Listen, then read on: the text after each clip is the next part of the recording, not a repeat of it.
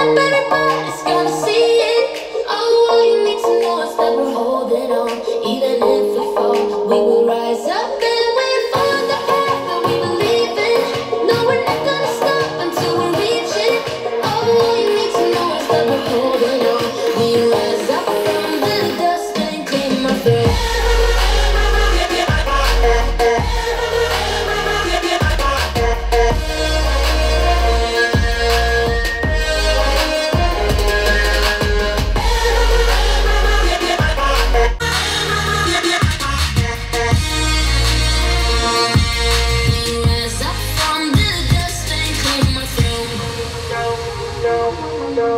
We all have our reasons why we are on this track.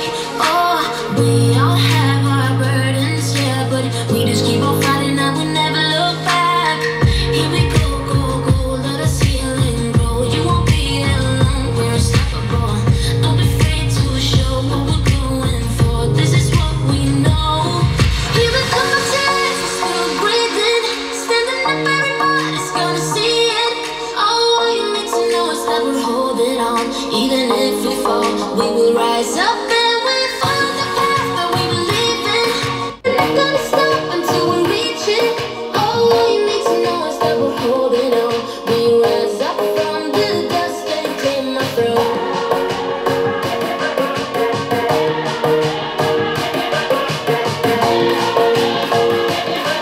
We rise up from the dust and claim our throne.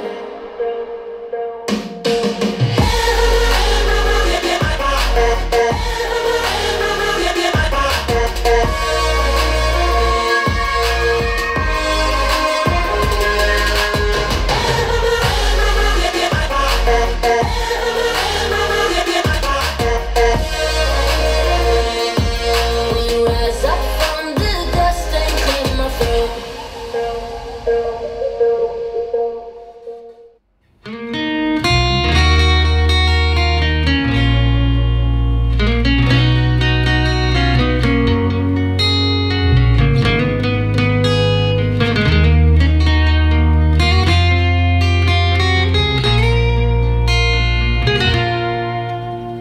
Còn lại gì khi đã xa nhau rồi, nơi em đến chẳng cùng anh. Chặng đường dài em vẫn khóc một mình lẻ loi. Mọi thứ trong đời đều chỉ cùng có cho ta riêng một giới hạn. Ước muốn không tròn, người thương yêu nhất cũng cho là dối gian. Mới kết giao tình, rồi ngày hôm sau lại chê trách nhau bội bạc. Niềm tin nơi nhân thế luôn mong manh, tình người cho nhau cứ thay thật nhanh. Thì thôi xem như chuyện mình chưa bắt đầu, để cho lòng này nhẹ với nỗi sầu. Góc phố vắng anh mình em bơ vơ, giấc mộng này tan vỡ. Chẳng có hay đôi mắt buồn, tình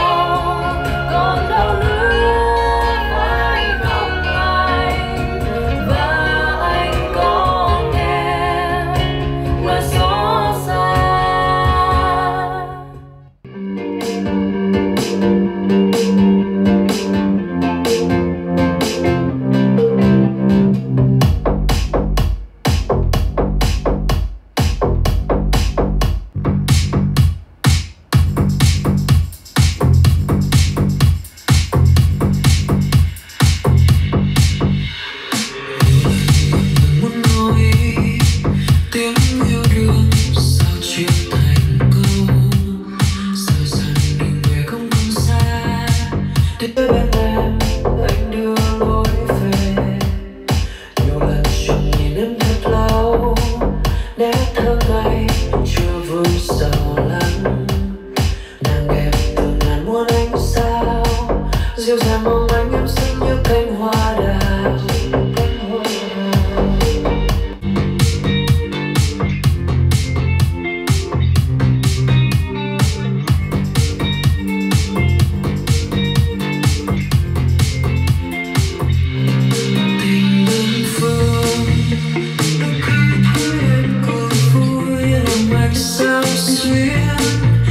Người hay biết chăng anh đã yêu từ lâu. Ôi khi bên em thơ ngây mà dặn lòng đừng nói ra, em không tin chuyện nguyên vương tình sâu chắc ngất. Giờ nụ hôn phai nhanh em rồi mang cô đơn trên lối về.